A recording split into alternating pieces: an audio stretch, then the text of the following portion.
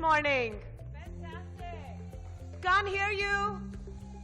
You're doing yay. I heard that.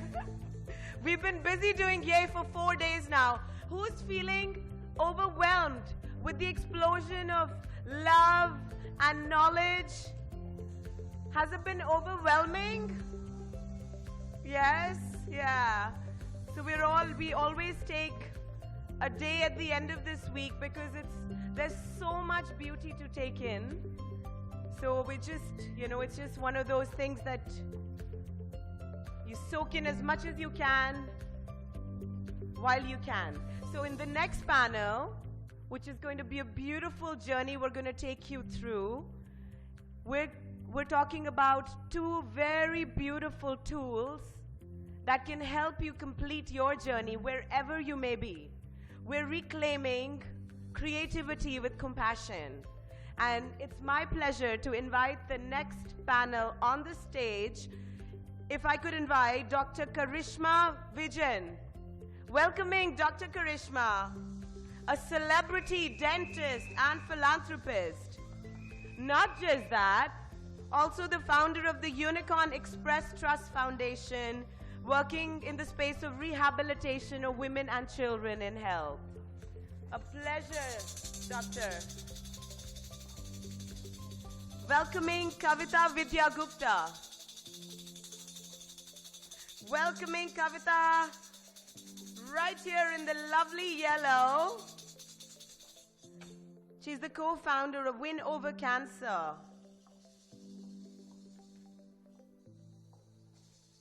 And she's also a part of the innovation team for what you may have heard of is the skin-friendly, medically approved prosthetic bra for cancer patients. And she offers this to cancer patients free of charge.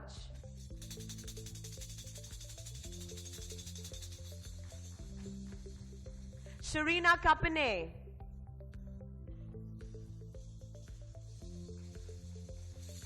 Sharina is with us. Our guest from Nigeria, I invite Chioma Ruth Agwanobi.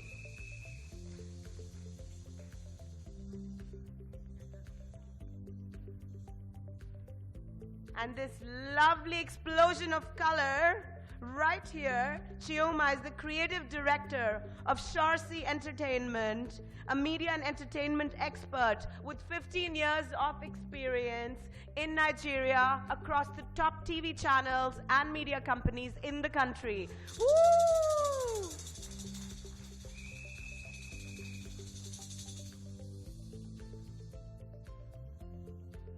Welcoming a slice of a beautiful country hidden somewhere in a beautiful part of the world, representing Georgia, Madam Ekaterine, please put your hands together for this lovely lady who was the first person to introduce the country to India back in 2006. India didn't know Georgia existed. Is that right?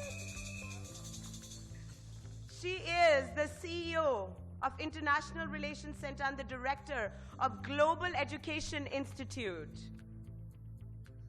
Mary KM. Najwa Atiga. Anita Singh. Ah, there you are, Anita.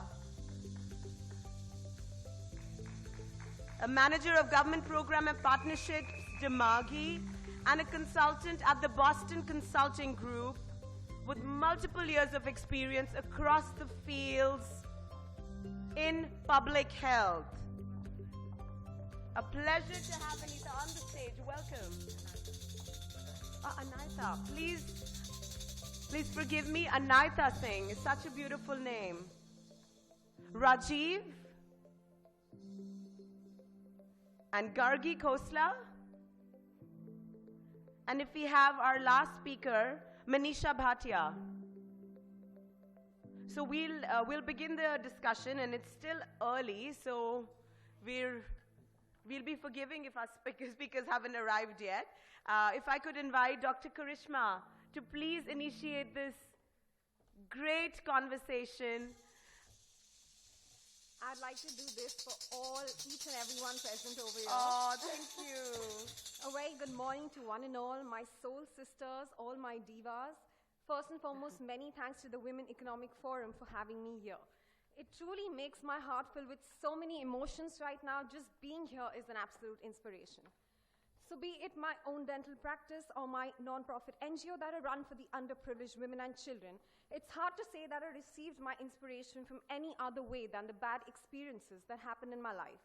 In fact, I would highly recommend this book called Obstacles is the Way by Ryan Holiday. It says that simply changing your attitude by what seems like insurmountable obstacles become once-in-a-lifetime opportunities. What blocks your path actually opens it into a new one. To share a bit about myself with you, while I'm very passionate about dentistry and each time I'm enhancing a smile, I love when I enhance my patient's confidence. However, after I lost someone really close to my family to oral cancer and its predicament of prolonged suffering, I was indeed devastated by what I had encountered. I decided life was too short and did not want to wait till I was old enough to make a difference to the world. Channeling my grief into purpose was born my NGO with the aim of empowerment through healthcare, sincerely working towards spreading cancer awareness for women and children while also providing preventive care for oral cancer and many commonly occurring cancers. I also realized one thing, that it's actually underprivileged women who were the ones who got least opportunities, especially when it came to preventive healthcare. Such are the events that propelled me towards doing what I'm doing today. I just want to say two things.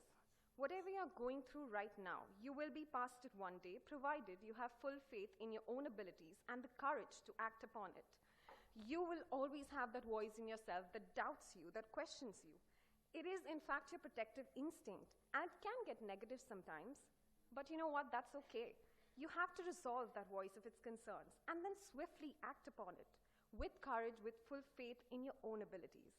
Secondly, never let anyone disrespect you. Have a strong set of values and go wherever those take you. Have compassion for yourself first. I believe we can create the person we want to be through self-love practices, of which there are three important pillars. Mental health, which means keeping your mind healthy through practices like meditation and journaling, both of which I personally use on a very daily basis for having my thoughts more organized and keeping my mind calmer. Physical health, of which obviously good diet and exercise are extremely essential. Lastly, emotional health, that is extremely important for our well-being. That includes having healthy interpersonal relationships and a social circle of few friends and people like you all to cherish each other. Eliminate contact with anyone who does not give you good vibes and who does not appreciate you. Finally, I would like to conclude by saying that learn to love yourself, and you will be rewarded with the most beautiful things, better than you ever imagined about. Thank you. Thank you so much, Dr. Karishma, because you really reiterated the message. We know these things, but we forget, right? And compassion is such a big part of our existence because everyone we meet is fighting a bigger battle than us. So if we are kind here, then we can learn to be kind outside from that hard place.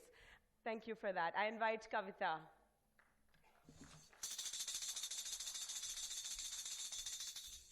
Good morning, everyone.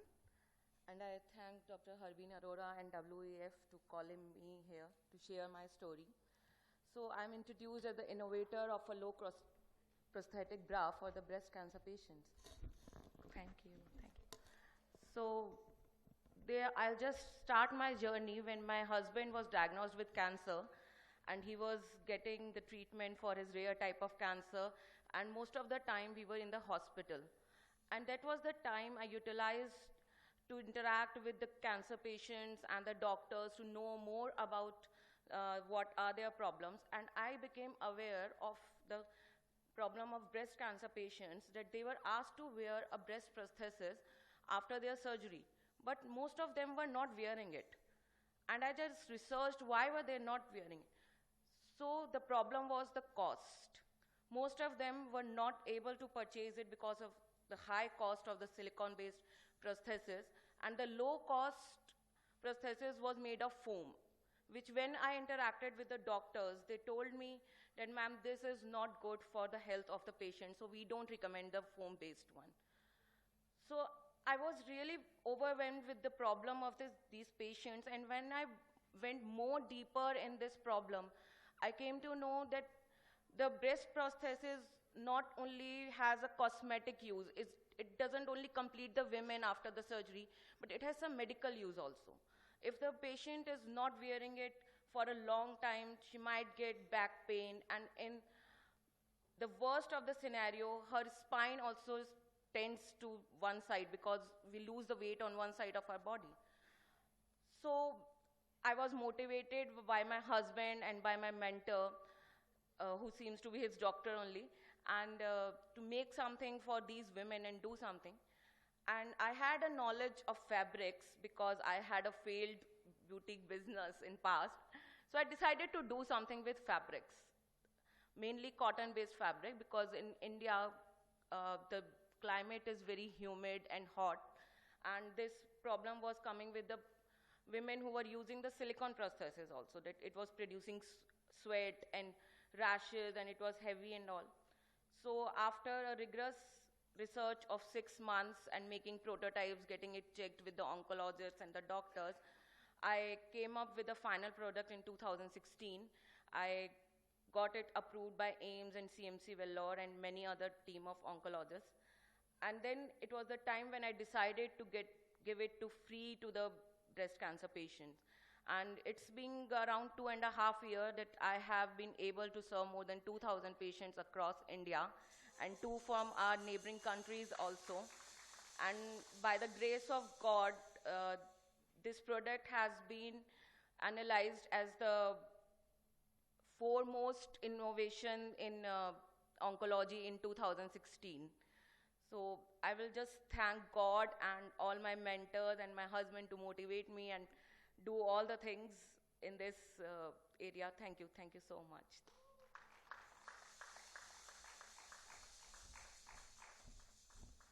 Kavita, you're an epitome of the theme we're talking about this morning, because your invention is steeped in compassion. Thank you for doing what you've done. And this will remain, your legacy will remain for all times to come. So beautiful. Chum chum for you.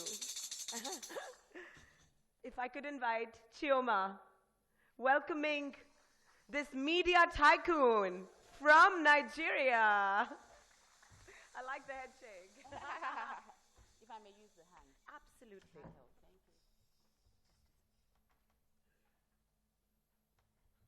I want to begin by saying a big thank you to Dr. Habim and the entire WEF team. Thank you so much for this opportunity and platform. My name is Chioma Agunobi from Nigeria.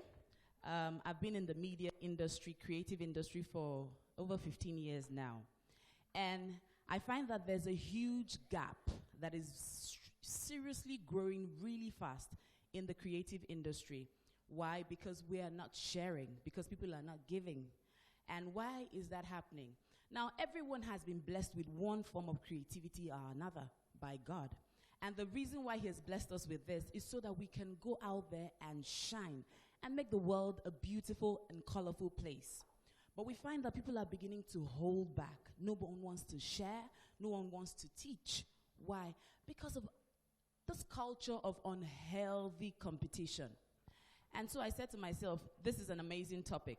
As simple as it may look, it is extremely, extremely important. And so today I'm just here to basically demonstrate the need for us to share our creativity.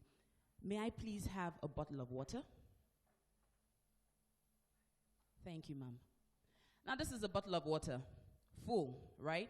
Water is used for so many things: washing, cooking, bathing.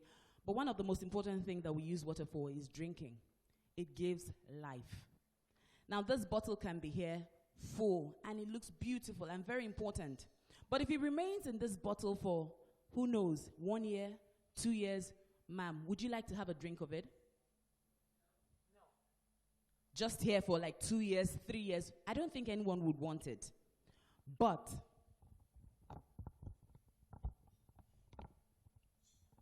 ma, are you thirsty?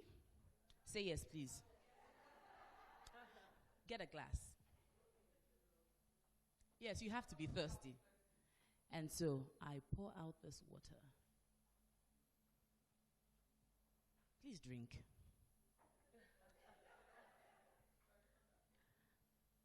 Now, this water has accomplished its function, one of its most important function, and it is greatly appreciated by the one who just drank it.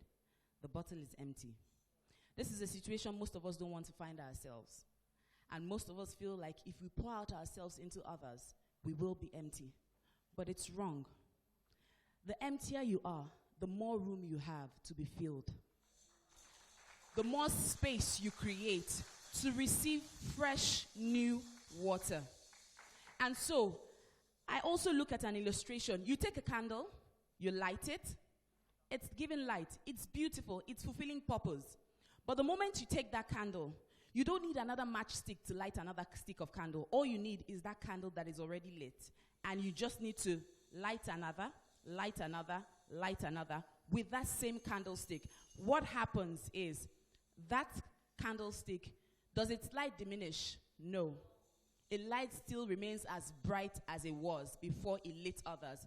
But the beautiful thing is, it now has over 1,000 other candles to join its energy, its force with it. And that is what we need to do in the creative industry, whether music, arts, dancing, drama, whatever it is. We must come together, join our forces together, join our strengths together, add color to the world, share, give, train, mentor, pour yourself out. If there's one thing we owe the world, it's to die empty. Thank you.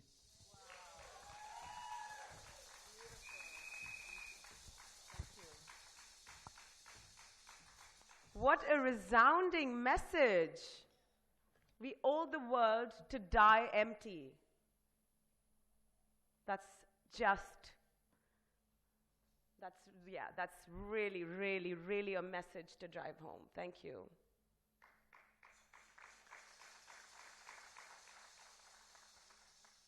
I invite Ekaterina to take us to her beautiful land of Georgia.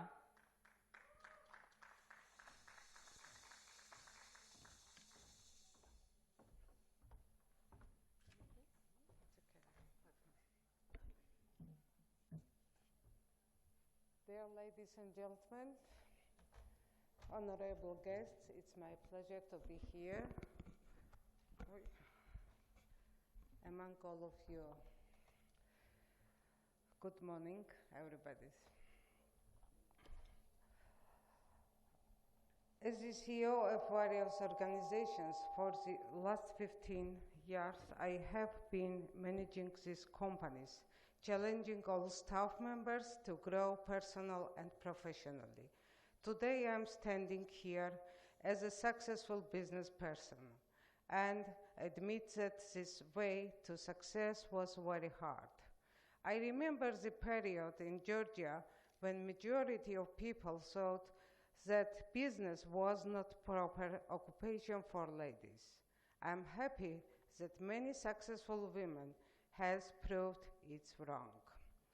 Gender equality and female empowerment are core development objectives, fundamental and fulfillment of human rights, and key to the effective and sustainable development for our country. If you want something said, ask a man. If you want something done, ask a woman, said Margaret Thatcher. The aforementioned quote has already become the truth, accepted worldwide in the 21st century. Throughout the different eras, history itself has confirmed the role of a woman in this world, which is far beyond a mother, wife, or just a representative of weak sex. Nowadays, women from around the globe choose to play a crucial role in the process of a world formation. They strive to thrive and work hard for establishing their names, each of their attempt of finding one's own niche in the hectic current of time is filled with her enormous hope and determination to succeed. Almost half a century ago, women used to see themselves as square pegs in a round hole, while performing admitted men's roles such as supporting their family financially. And working in the industry, however, the society changed their attitude towards the outdated stereotypes due to women's high performance rate and widely admired results. Therefore, a brand new approach entered the stage. A woman is no longer as vulnerable individual afraid of either new challenges or keeping pace with the changes. She is a powerful soul, embracing her natural self and opening up to the limitless opportunity showcased under the gender equality conditions. Nevertheless, a contemporary woman faces contemporary challenges in the form of understanding her role and involvement in the process of renovating the world. It is already usual for women to participate in the political debates, stand for their rights, and initiate new rules and regulations. We are currently living in the world of realized dreams. I do believe that each woman should be proud of herself and gradually start to appreciate other women's skills as well. Women ought to learn how to share their experience in order to help others on the way full of obstacles and empower one another. This is the only way to make a well-driven, strong community sharing one purpose and goal to keep the common interest of preserving received recognition and acknowledgement from society, the more challenging and restless charge existing. It is worth remembering that we are able to make a strong impact on this world and remodel the environment accordingly in case we initiate a total transformation and first and foremost remake ourselves. Changes should be start from and within us. Thank you.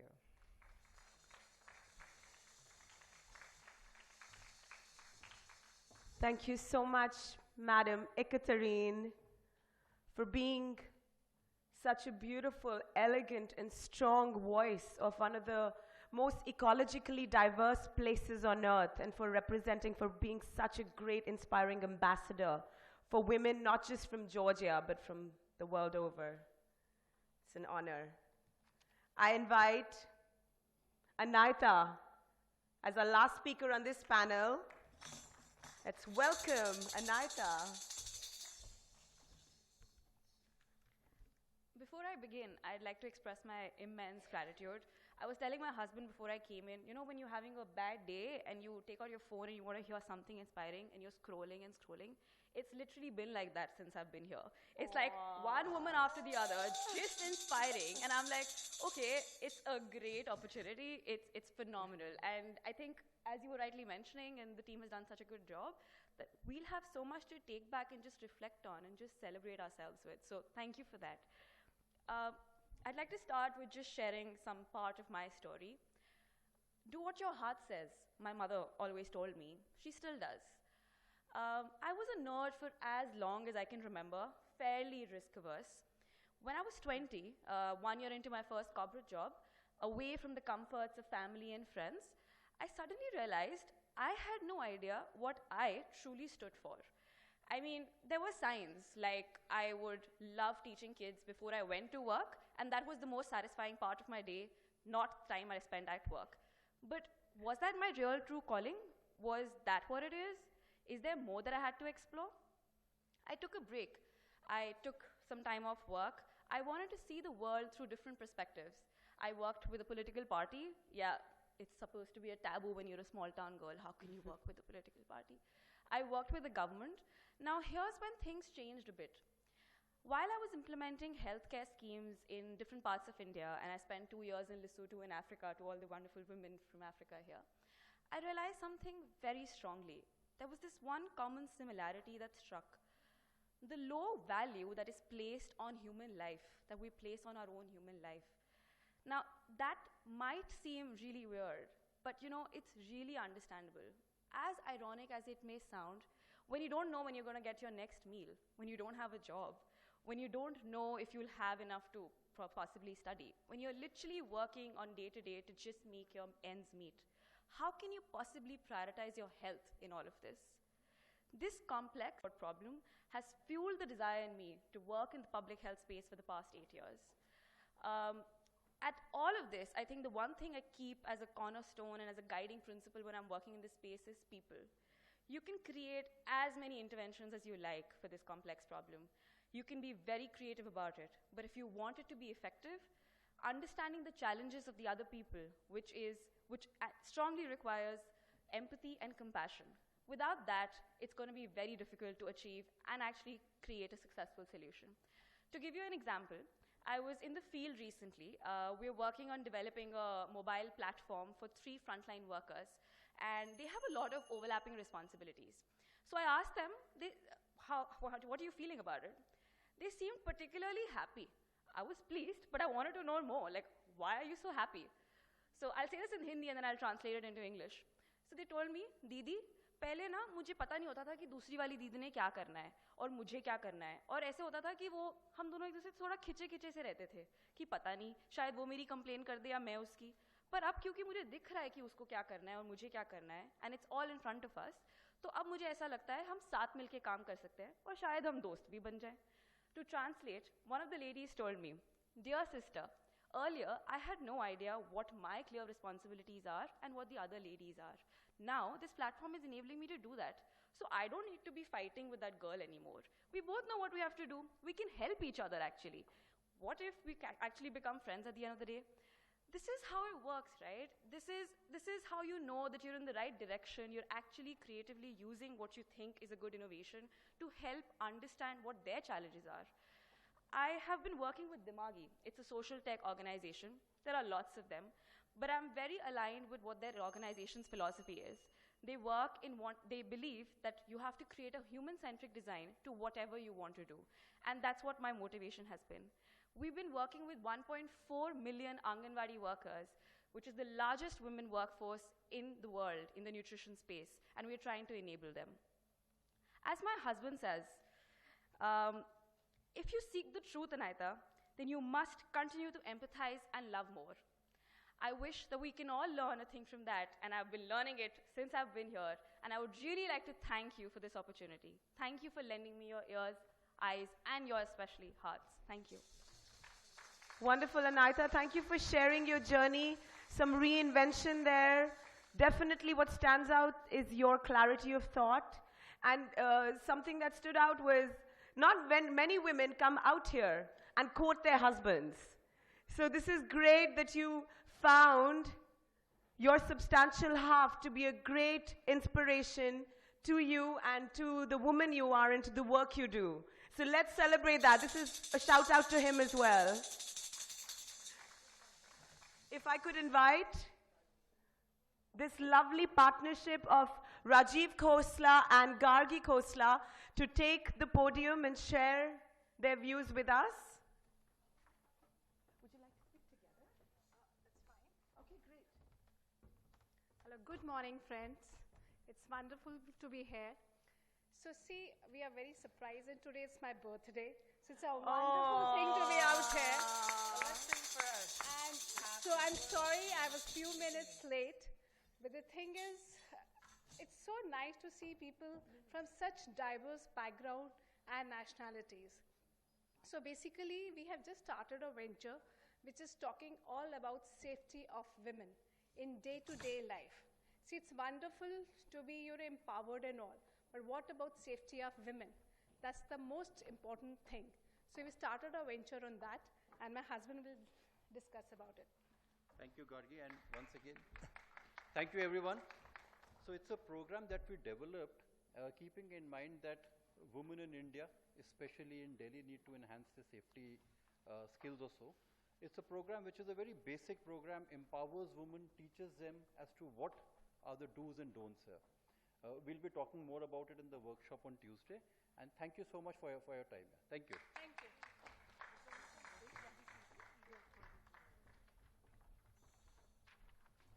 With that, we'd like to present the awards to this illustrious panel of speakers making a change, creating compassion, creating love in the world. I invite Dr. Harbeen Arora to present the award to our first speaker, Dr. Karishma Vijan. Please put your hands together for this lovely, accomplished dentist and philanthropist receiving the award for an iconic woman creating a better world for all. Kavita Vidya Gupta.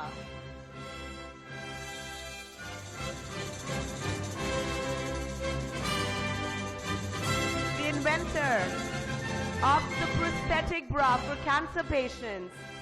Great achievement. Chioma, we invite you to accept your award as the Exceptional Woman of Excellence.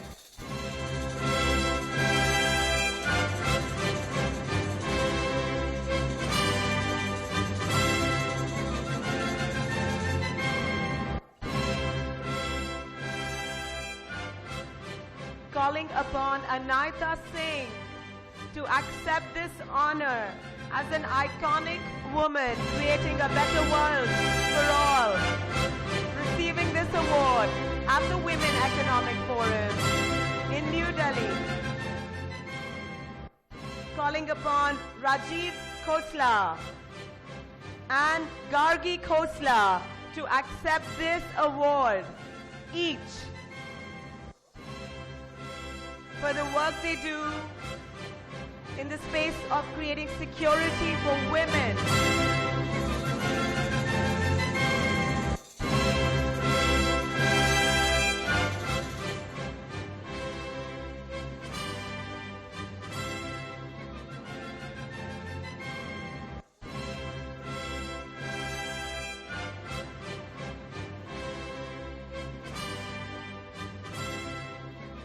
If I could invite Ekaterine Maisuradze from Georgia to accept this honor as an Exceptional Woman of Excellence at the Women Economic Forum in New Delhi.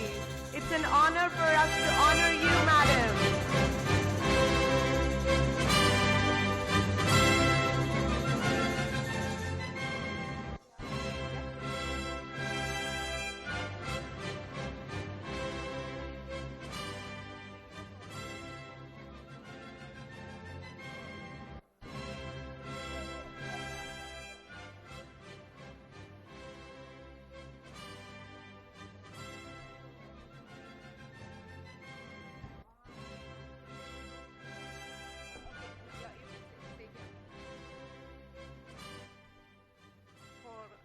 Friendship, from Union of Business Ladies. We would love to award this Mrs. Harbeen. Thank you so much.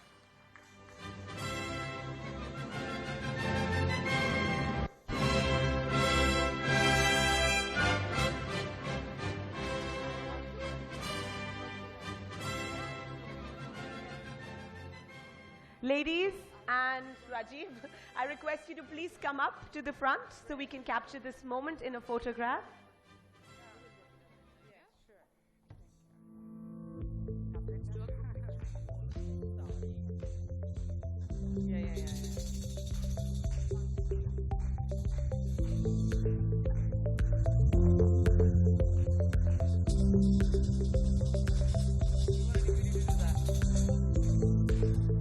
We're going to be celebrating color, vivacity, and scintillating beauty in the form of this beautiful, look at this fraternity of girls right here. So I think what they need is a little bit of energy. I think we need to stand with our tum-tums.